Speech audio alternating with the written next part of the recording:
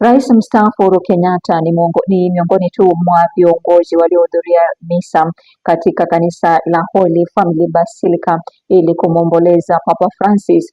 Pamoja na wanasiasa wengine na maafisa mbalimbali wa serikali waliweza kujumuika na waumini wa Kanisa Katoliki waliokusanyika kwa ibada iliyoongozwa na Mwakilishi wa Papa Humu Nchini.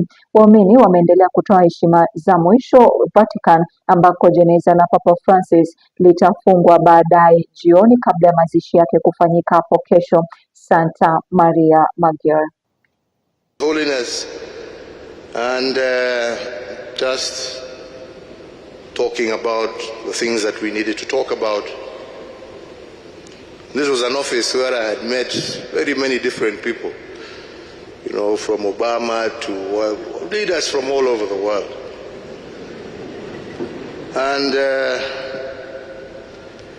when we finished we were now to go to the meeting, somebody had really requested that they would like a moment with His Holiness. I didn't know how to put this but anyway, I decided I was going to put the message across.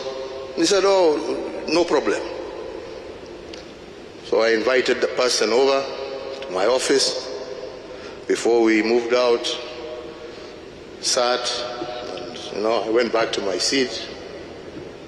There was silence in the room, so nobody's talking.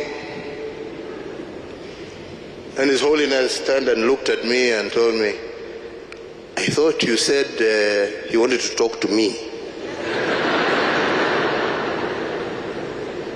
So for the first time as president, another head of state threw me out of my own office, which I found to be quite incredible.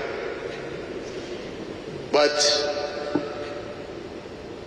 the most important thing was not even that. The most important thing to me was that here was a man, a leader of 1 billion plus people across the world. But this person who he chose to engage with, he followed up with them even after he left Kenya, communicating with a person, engaging with a person. What greater show of humility can you ask for a man? And may it touch all of us so that every day of our lives that God gives us on this world and on this earth, we can ask ourselves whether we are sowing seeds of love or we are sowing seeds of disunity, whether we are sowing seeds of peace or seeds of violence, whether we are sowing seeds of unity or seeds of disunity. Thank you very much, the Catholic Church, for the work you have continued to do also in this country, to educate our people, to treat the sick,